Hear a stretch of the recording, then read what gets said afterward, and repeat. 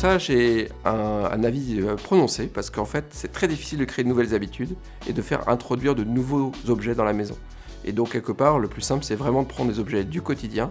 Introduire de nouveaux objets, c'est extrêmement coûteux et très difficile. La plupart des startups qui ont essayé se sont plantées, et donc on préfère utiliser les objets du quotidien et les augmenter. J'ai fait une formation en mathématiques, et il y a le ou exclusif et le ou inclusif. Là, je vais vous dire, c'est le ou inclusif. La brosse à dents connectée a besoin d'un endroit où afficher l'information, et ça, c'est le miroir intelligent qui le permet. Le miroir intelligent peut faire d'autres choses que la brosse à dents connectée, et donc tout ça, c'est un écosystème d'objets au service de la prévention et de la santé.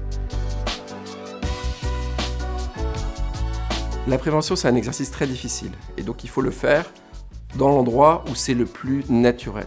L'endroit où vous passez le plus de temps à vous occuper de votre corps, c'est la salle de bain. Donc c'est un lieu qui s'impose. Ce qui est plutôt étonnant, c'est que ce ne soit pas le lieu qui soit canonique. En fait, il l'est, parce qu'on se lave les mains, et le lavage de mains est un des premiers piliers de la prévention. Donc ça s'impose d'elle-même, et je pense que ça va devenir, dans les prochaines années, un lieu qui va se moderniser, et donc se digitaliser, et donc permettre de plus en plus de faire de la prévention.